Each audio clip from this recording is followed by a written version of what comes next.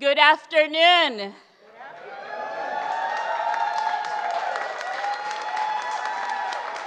Buenas tardes.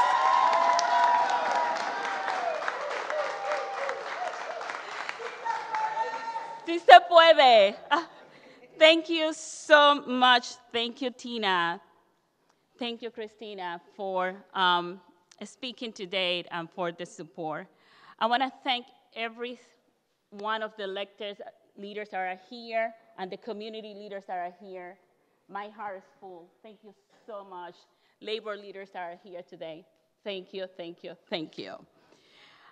I would like to also acknowledge and thank my family members, my husband Patrick, my son Diego, and my daughter Emery, who love all of this, let me tell you. And my parents and friends that are here. I have to say that I never imagined that I will have the opportunity to run for office here in this country. I never imagined that a girl from the Dominican Republic who spoke little English when I came to this country, and my first job was in the garment factory in New York City before I moved to Rhode Island. One day, I will be the first Black female elected statewide in the state of Rhode Island. Never.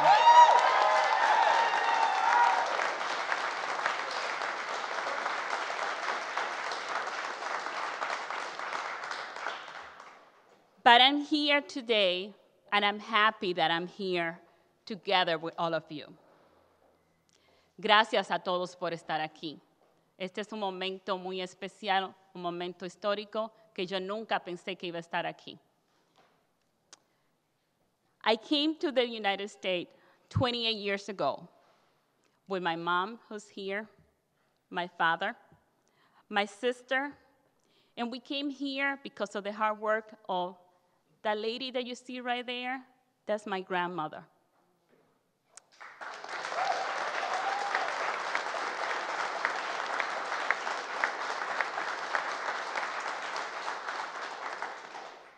She came to the United States, worked so many jobs to make sure that she could give a better life to her family.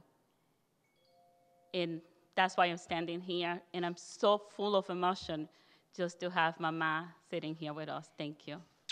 Te amo, Mama.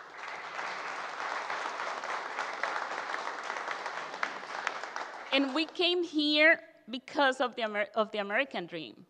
And that may sound like cliche, but I have to say, I'm living the American dream. The opportunities that I had had in this country and the opportunities that my family had had are only possible here in the United States. I don't think it could happen any other way.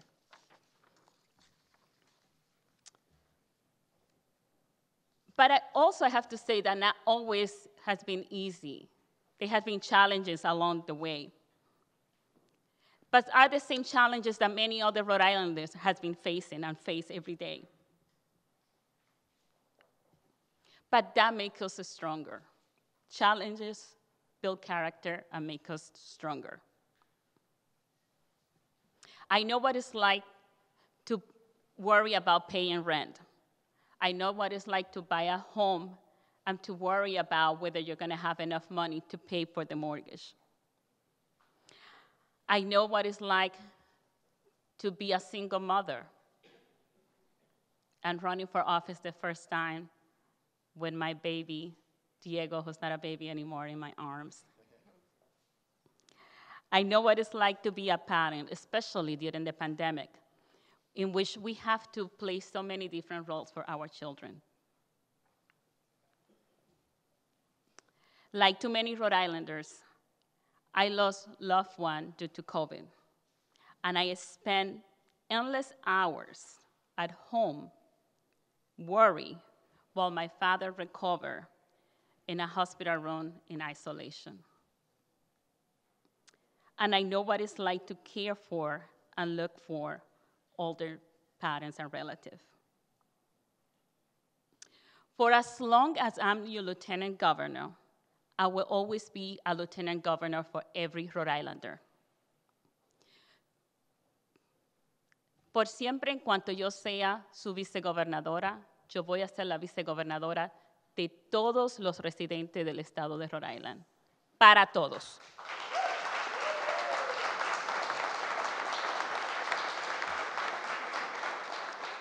And that's why I stand here with you today, humble and proud by the support of so many friends and family here today, and so many elected officials and supporters, to announce my candidacy, my re-election to be your lieutenant governor and continue this work.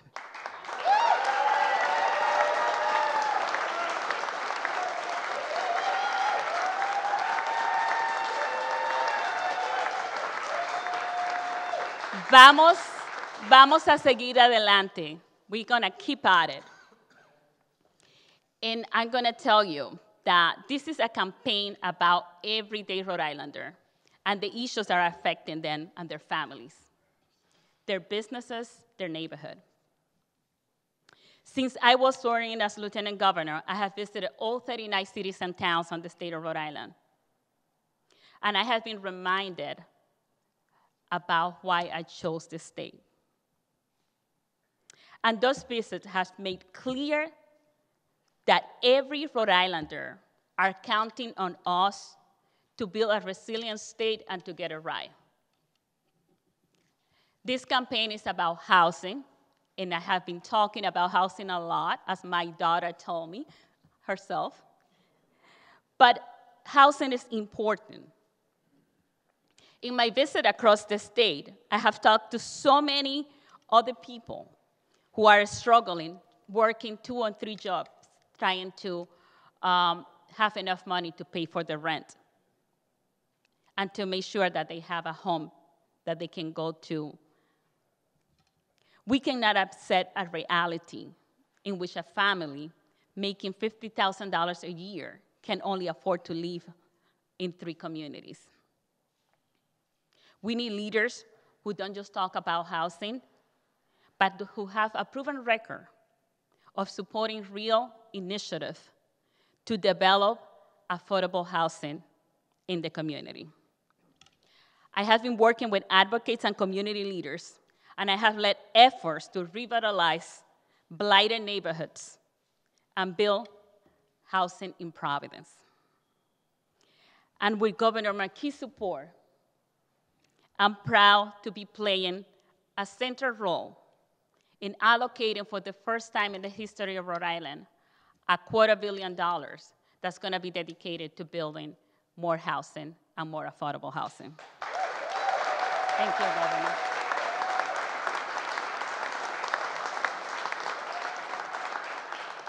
Because housing is the only solution for homelessness, and housing is the health care, and housing is a fundamental right. This last 2 years showed us that if you didn't have a safe home to go to, you could not keep yourself safe from the pandemic. Housing is a fundamental right. Las viviendas son derecho.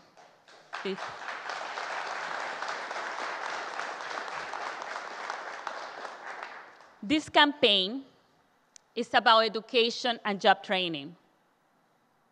The pandemic didn't just create the gaps that we have in education, but it made the gaps more clear for all of us to see.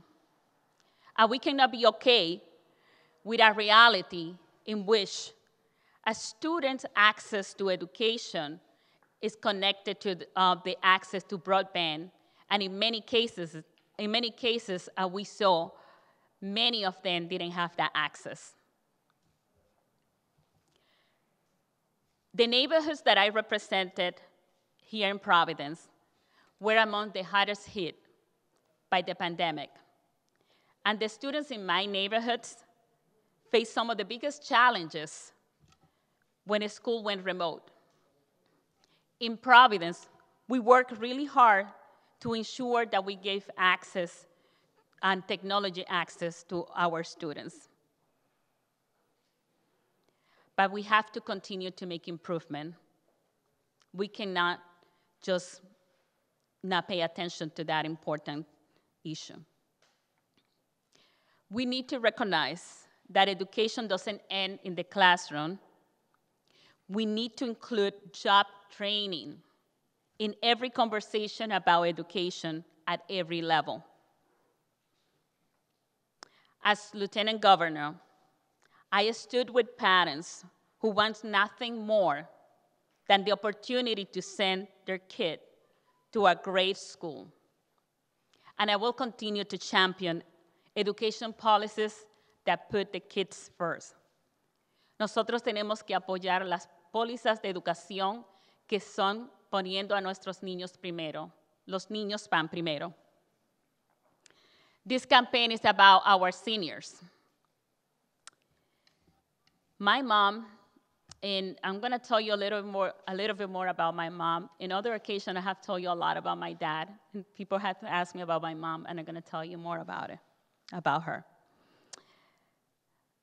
My mom is such an inspiration for me. She has been a big part of my story. She gave me the encouragement, and she set the example for me to go to college, to apply and go to college. That's why I went to Rhode Island College. She was a teacher in the Dominican Republic for more than 17 years, and she was also a school educator back in Dominican Republic. But she also was the first person in her family, in our family, to go to college. She has always been my rock. I have memories of my mother sitting in the backyard, studying for her test, studying for her schoolwork when she went to get her master's degree. And she has been an inspiration for me. She supported me when I was a young single mother. She has always been a shoulder for me to cry on, but she also has been my biggest cheerleader. Mami, te amo. Gracias. Tú eres mi héroe. And I need to tell you a little bit more about her. As many of you are aware, my dad was one of the first cases of COVID here in Rhode Island. And by the grace of God, and thanks to the wonderful doctors and nurses from the Roger Williams Medical Center, he's still with us here.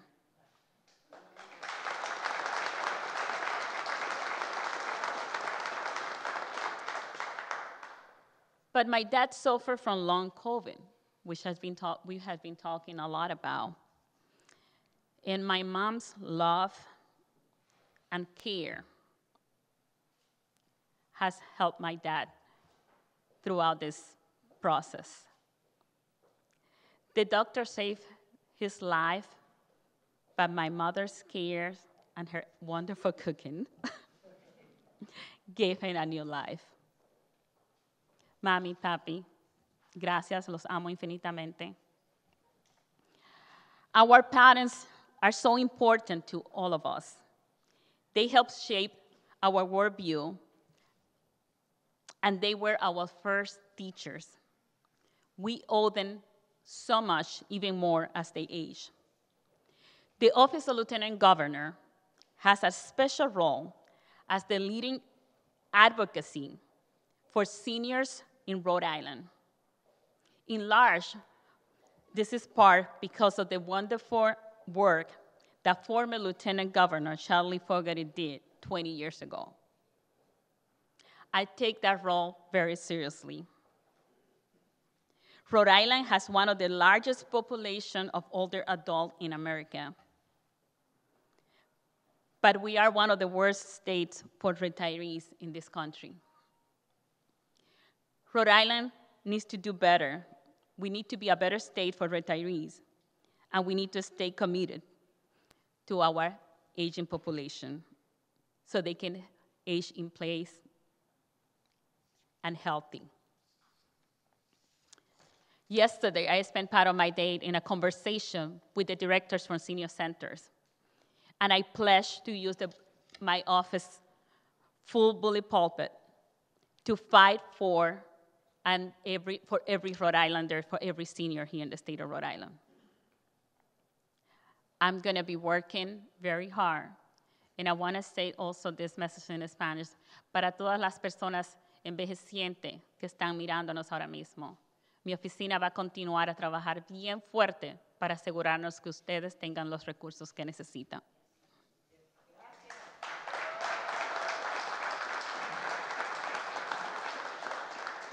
This campaign is also about small business. The small businesses are the lifeblood of Rhode Island economy. And the small business owner are the state's greatest job creators. For the last 2 years, it has been incredibly hard for our small business owners and for their employees. As Lieutenant Governor, I'm working with the governor to reduce the Rhode Island corporate minimum tax and to make liquor to go permanent and give small business owners a relief on their tangible taxes.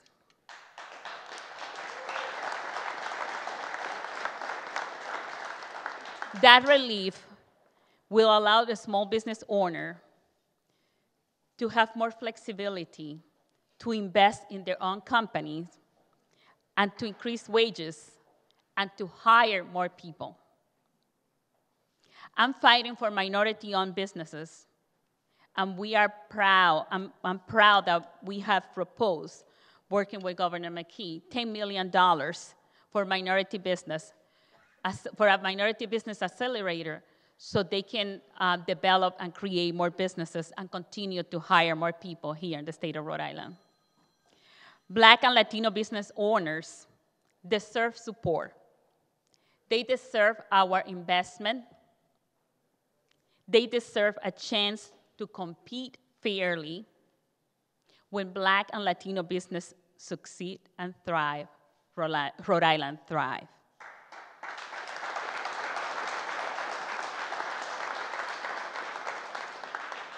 This campaign is also about our military family, which is a big part of the work that my office does. I have been honored and humbled to have had the opportunity to work with the military families here in the state of Rhode Island. And we can never pay them for everything that they have done for us. When I came to Rhode Island, I have to say I didn't know a guy, but I had a community that I could count on. I had neighbors, friends, family members who stood by me, who helped me learn English, encouraged me to get my degree, and pushed me to run for office originally for the city council. That support, that unconditional support, showed me what leadership is about. Leadership is about listening, keeping your word, right? It's about getting things done for others. I'm not the kind of leader who jumps to the bandwagon or hitches my name to the work of someone else's work. I'm not the kind of leader who's following what is the trending things happening right now or what is the latest hashtag. I show up, I do the work, I get results. And I come back the next day and do it all over again.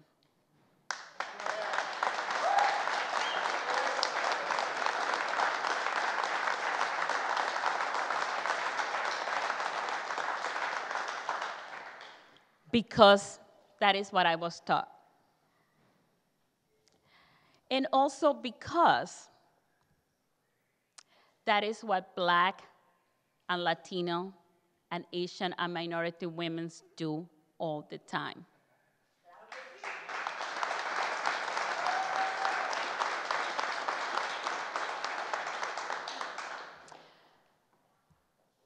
For us, we have a tough road, but we always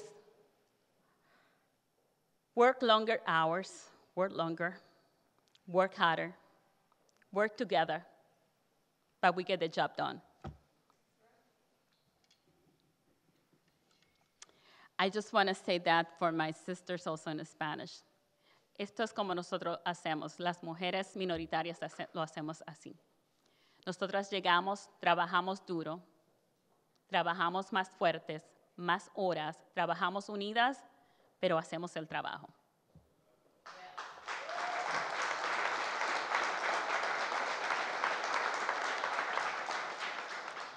This is not a race about me, but it is a campaign about countless Rhode Islanders who have a similar story as mine. A story of being underestimated and written off, a story of resiliency, and a story of inspiration. I know what it means for young people, especially people of color, Black and Latino girls, here in the state of Rhode Island, to see the first Afro-Latina lieutenant governor of the state. That sent a signal to them that they can see what they could become one day. And that's why I'm so thankful to Christina for taking the time to be here today. I'm doing this for you because I'm starting the job, and I know that you are the one who's going to finish it. Thank you for being here.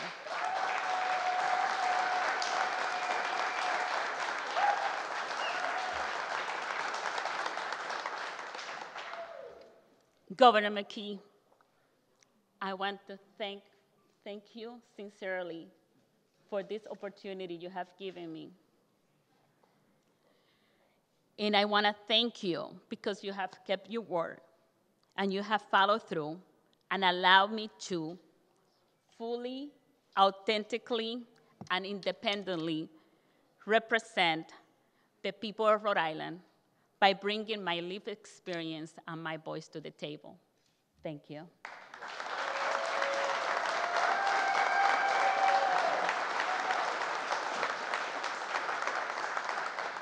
All of us in this room, all of us in the state of Rhode Island have done a lot in the last 12 months. I have to remind everyone, today is actually the anniversary of that day when we stood outside of the State House when I was appointed to the position. It's been 12 months already, a year. Yes.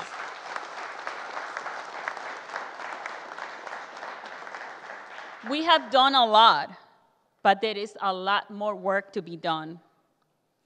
We can be proud of the accomplishment that we have done so far, but we shouldn't be satisfied. The work doesn't end. And that's why I'm running to be your lieutenant governor, and I'm running for re-election because I'm asking the people of Rhode Island to give me the opportunity to continue to do this work for them.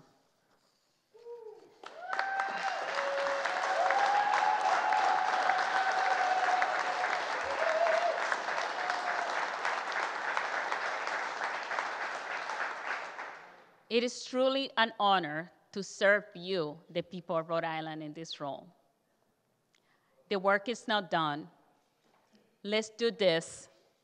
We can continue the work that we're doing, bringing every voice to the table, making sure that no one is left behind. Sí se puede. Gracias.